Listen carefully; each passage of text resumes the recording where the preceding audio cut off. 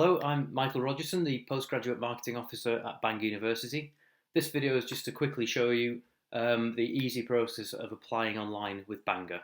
So the first page that you'll need to find is this course search page. You can use the search engine of your choice to find this using the search term Bangor Postgraduate. You should be able to find it very easily. It's then a simple process of clicking Apply Online. In this instance, we're going to look at applying for a taught course, a master's degree in this case. First of all, you need to get to this page here, the application process, and you need to click under Direct Applications to Bangor, the online application for taught postgraduate courses. In this case, we're going to assume I'm a home EU student, and before clicking Apply Online, I'd just like to point out that there are guidance notes available, so this will take you through in detail all the process of applying if you need to go back and review that. I'll just click back here. It'll take us back to this page. So once more, home EU student, then we'll go straight to apply online. Now, if you've not already created a username and password, you'll need to do that by clicking login or sign up here. I currently don't have an account, so I'll sign up. You need to put in your username, and then you'll need to create a password and type that in again. Just for the record, this needs to be over 8 characters long. It needs to have at least one uppercase letter and at least one number. Click sign up, and then that'll take you to your email address. Just get rid of that. You then need to check your emails and click on the link there, which I'll do now. Okay, and here's the email I've received. The account's been created. All you need to do is to click on the link. That will take you through to the confirm screen, and then you can go back in and log in properly with your username and ID.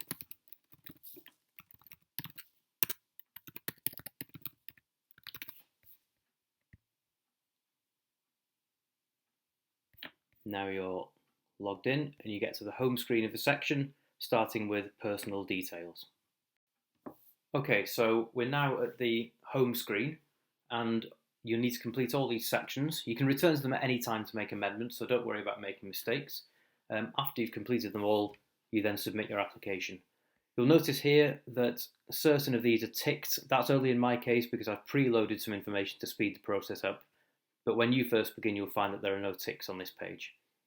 So we'll start by clicking on personal details and take you through this very simple information: your title, your given name or your forename, your family name, any previous surnames or middle names, date of birth, gender, nationality, passport number, passport expiry date, country of birth, and ethnicity.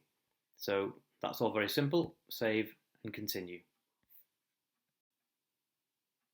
Okay, you now need to select the programme that you wish to study. In this case, we're going to be applying for a postgraduate taught master's programme, and I'm going to choose the master's programme in Arthurian literature. So you don't need to type the whole phrase, you can just type part of the phrase and it will bring up the options here. When do I wish to start the programme? September 2017. I don't wish to study part-time, so I'll leave that blank. You then add that programme. It'll then give you the option to add further programmes if you want to apply for more than one master's, which you're free to do. But in this case, I shall just continue to the next section.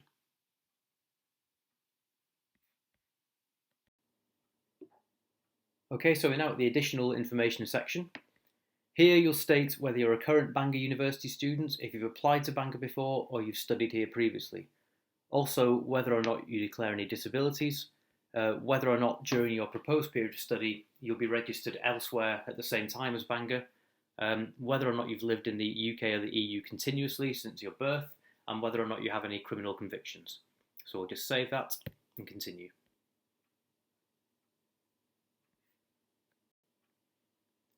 So now we come to your permanent home address. Select your country from the drop-down menu here. Enter the postcode or the zip code of your property. You can then look up the address using this find function, or you can just add the address in these free fields here. In my case, I'm just using the example of the Bangor University address, but obviously you'll need to put your home address in these fields. and then your phone number. Then again, just save and continue.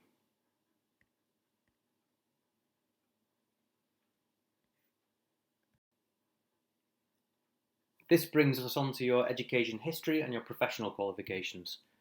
So in this section, you'll need to state the institution where you've previously studied, the country, again, drop-down list, the title of your qualification, in this case BA Hons in English, the grades you achieve or expect.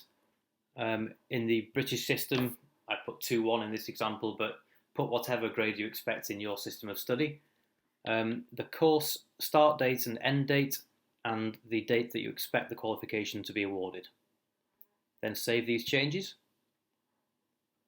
Now here you can add a second example of education history. Perhaps you have another master's or a diploma, but if you do, then you can add this here. Otherwise, just continue.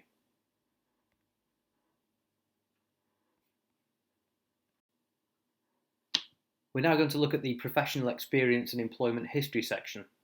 So here you add details of your employer, the position you held, the dates you held it, and the details of your responsibilities and your duties.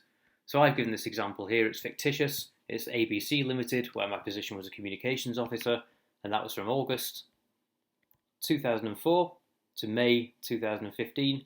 I've given here a very, very brief example, PR and communications in the details of responsibilities and duties, but obviously you'll need to be a lot more detailed in your description. Once you've done that, simply save the changes. Again, like the qualifications section, you can add further details of your employment history. Many of you will have had more than one job. Once you've done that, then again, hit continue.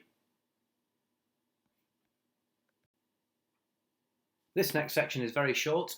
It's purely to determine whether your first language is either English or Welsh, and if your first language is Welsh, whether or not you want to receive communications in Welsh. So just select from the fields here, then again, save and continue.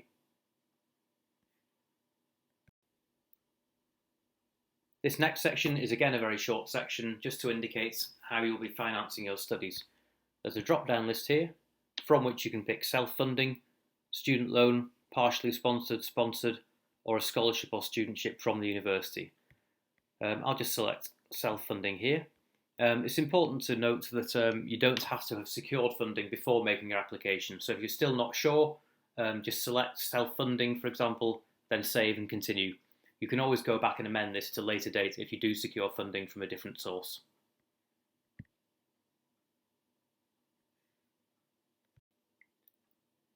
We're now approaching the end of the application process, and it's time to upload the supporting documentation.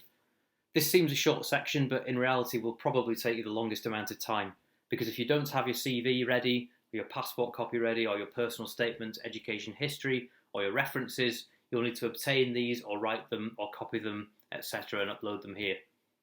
So it's worth knowing in advance that you need these things to hand on your desktop. So the process of uploading is very simple, of course. In this case, I'll upload my CV, then a copy of my passport, my personal statement,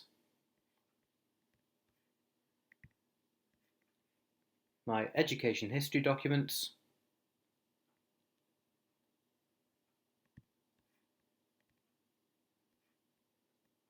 and then one of my references.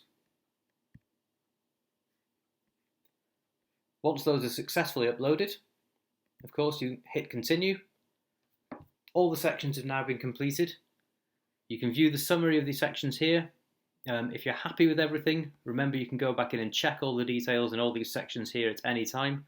But once you're happy, submit your application.